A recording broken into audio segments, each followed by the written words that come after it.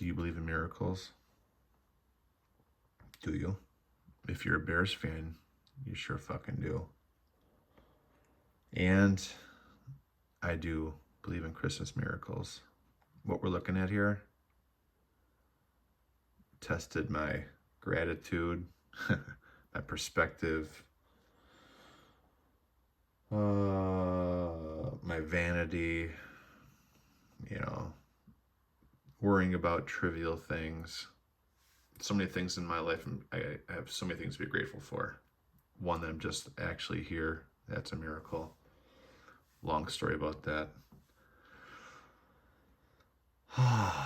But this package, not this package, but this label. ShipStation closed down being connected with PayPal a few months ago. I used to use ShipStation for years. Without orders, I would just use ShipStation for packaging labels and return labels. I'd create a return label with my address from and to, and I would put that as a self-addressed stamp package with postage in some of my TTMs that were not just PWE, plain white envelope with forever stamp on it, self-addressed stamp envelopes. And everything was all good. And then like near the end of doing that, after about a month or 6 weeks, I would notice that the tracking would all of a sudden pop, and it would be from a random location I didn't send it to, because I keep track of what I send out and where I send it to and who I send to. I'd send a package down to, like, let's say Texas. Next thing you know, boom. Or I'd say Sugar Sean O'Malley. I sent the package down to his gym one time, and the tracking popped coming back from New York. I'd be like, oh my word, that's my tracking label for Sean O'Malley. I'm like, why is it in New York though? That's freaking weird. Like maybe it got dropped off in Arizona, went off to New York for some reason, and that's the first scan that showed up for some reason, because it was misrouted, right? And it would be delivered somewhere in Waukesha here where I live. But it wasn't to my house. Come to find out, these labels were being reused if they weren't being used in a certain period of time. So I was happy to start using Pirate Ship. Pirate Ship, I noticed after my label had been 4 or 5 weeks old that they weren't popping up and being shown as shipped. Like, this is great. And then I got a heads up from a buddy. Hey, I'm going to ship your cards back to you. Awesome. Showed me a label. Not a label, like a receipt. Like, hey, DK, look, I dropped this off at the clerk. So I'm like, that's awesome. Super stoked. I can't wait to get these cards. Been waiting for like a bit. And like months, which is no big deal. Not in a rush. Not trying to push the guy to send my cards my way. And check the tracking the next day. No scan, nothing. Either because of invalid postage or hasn't been received yet, or the label is invalid, or whatever. There's like the random reasons listed on the USPS when you check the tracking. So I'm like, that's weird. Maybe I'll check Pirate Ship to see if Pirate Ship has tracking and USPS doesn't. I go to my account, look down through my labels. The label was refunded. So this label, since it was not sent back to me the way I did it, from David to David, since it was not selected as a return label, which I had no idea there was an option to check a box for printing a return label, which was good for 90 days. After like 10 days of this label not being scanned as received, Pirate Ship just automatically refunded like 3 or 4 of my labels, this being one of them. The only hope I had, and when you read about refunded or invalid labels, it says that you're not supposed to use them. It's not valid postage anymore since you got refunded. You can't use the label, and it could possibly be disposed of. My only hope was the fact that when this was dropped off and handed to the clerk, when the clerk scanned it, the tracking number show up on the receipt, and the postal service, or, the postal system, that clerk received the package, and the package went through the postal system. But there was something I was just like, you know what? I had to come to terms with the fact that this could possibly just be somewhere along the line, some carrier or some distribution center is going to throw it away because the label's not valid. If you check this tracking number, it shows no history of any scans or anything other than a receipt that came from the clerk. But today, a week, yeah, this was priority mail. This was supposed to be on a flat rate priority mailer. Like one of these. Just happen to have one sitting here. One of those, right? I forgot I was going with that, but it's priority mail. And I know it's the holidays, so my only hope was, hey, these things can take time. But I thought it would be in one of these, which usually gets priority and sorted differently. So after 3 or 4 days, I was like, oh man, this is testing my faith, testing my patience, and really made me gut check, So I've tore into all this, save everybody all the time. Here it is. Whoa, there's a bunch in there. Let's do this.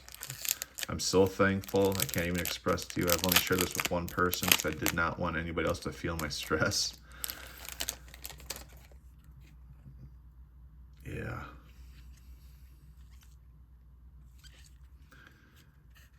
Look at this.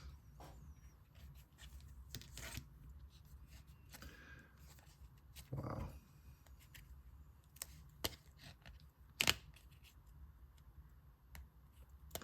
So, yeah. I just had to come to terms with the fact that potentially I may never see these cards. And I did, I refocused my attention and, went through somewhat of what they call a gratitude list. Just kept perspective and thought, you know what, DK, you have thousands of autographs. You have other Conor McGregor autographs. But it would have just been tragic if these were just lost, especially with the care that my buddy took in getting these done for me. It just would have been too bad just to have them lost in the mail, and, it'd have been terrible. But here we are. Merry Christmas, everybody. Hope everybody's well. Maybe you skipped all that story and what the concern was for these cards, but alas, here we are. Look at that. Totally malnourished, undersized Conor. What a legend that he was, man. Dropping all that weight to get to 145 just to get that belt and jump the line at 55. What a genius. I remember people clamoring for that Aldo rematch. There was no way he was going to cut weight one more time for that Aldo rematch. Aldo pulled out that one time with injury. He had to fight Mendez. I remember his coach, Coach Kavanaugh, saying he had one more cut in him, and that was for the Aldo fight. There was be no rematch. And then this week, you know what I realized too? Victorious debuts. This is kind of like a tip of the cap to the round one victorious debuts, I believe. I never really thought about that when I saw these inserts from, like, I think this is 2020 tops.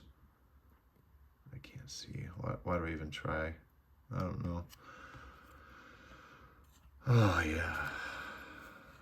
Imagine if this was a round one victorious debut from 09. This is the one I really, really, really wanted. There was 4 pearls right there, 4 gems. But this was the one. You can see I had it labeled DK number 1 because I really wanted this one the most if I had the chance to get these cards signed. And Conor Racks, you've seen the video that came out, resurfaced, of him just hooking up the autograph seekers in New York. He always knows he takes care of people. This was the one because it's 2015 Chronicles, not Champions. It was 2015 Chronicles. I've tried to get so many of these signed, not this particular card, but this set. So for some reason, I really want this one done the most. And then the 84 Topps parallel. I don't mind that. The KO copied the picture. What a legendary fight. Fighting on one leg. I think Mendez might have been injured going into that fight as well. Conor was legit on one leg and still pulled out the victory versus that wrestler. Not the best auto of the 5, but the card I wanted done most. And probably the least valuable. Not even concerned about value, but nobody likes 2015 Chronicles except for us base autograph collectors. So yeah, I guess that's a message for everybody out there. Be grateful for what you have. Sometimes you gotta take the L no matter how painful it might be. But God bless the USPS postal system. All along the way, I still scan that. Just before I started the video, I scanned that with the USPS app. It says no tracking available. So there we go. You guys have a Merry Christmas. Enjoy your families. Think about what you're grateful for this season. This is just a trivial thing for me, but it's something I really, really, really enjoy. I gotta recap all those autos there. Yes, those are all signed. That's from 319 in person that I did. These are all TTMs, pickups, and trades. And then I think there's some TTMs right here, and then that's more IP stuff and a cool slab. Real cool slab. Have a Merry Christmas, everybody. If I don't do another video until 2026, have a Merry Christmas and a Happy New Year. And blessings to everybody out there.